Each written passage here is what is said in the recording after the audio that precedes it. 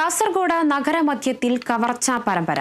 പ്രതികളെ കണ്ടെത്താനാവാതെ പോലീസ് കഴിഞ്ഞ ദിവസങ്ങളിൽ നിരവധി സ്ഥാപനങ്ങളിലാണ് കവർച്ച നടന്നത്. CCTV ദൃശ്യങ്ങൾ കേന്ദ്രീകരിച്ചാണ് അന്വേഷണം.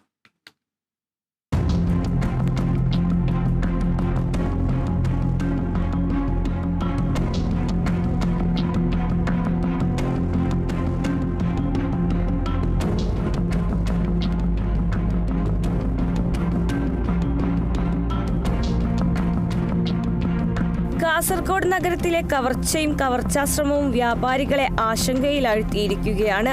MG റോഡിലെ വിവിധ കടകളിലാണ് കവർച്ചയും കവർച്ചാശ്രമവും ഉണ്ടായത്.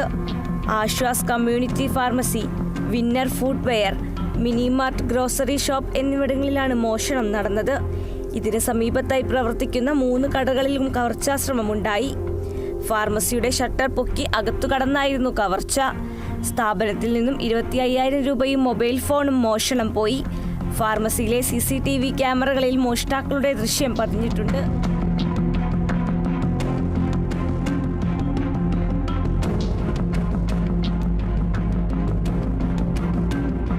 കടകളിലെ വ്യാപകമായ കവർച്ച വ്യാപാരികളെ കടുത്ത ആശങ്കയിലാഴ്ത്തുകയാണ്. മോഷ്ടാക്കളെ പിടികൂടാൻ അന്വേഷണം ഊർജിതമാക്കണമെന്ന് വ്യാപാരി വ്യവസായി ഏകോപന സമിതിയും ആവശ്യപ്പെട്ടു. Kerala vision news, Kasaragod.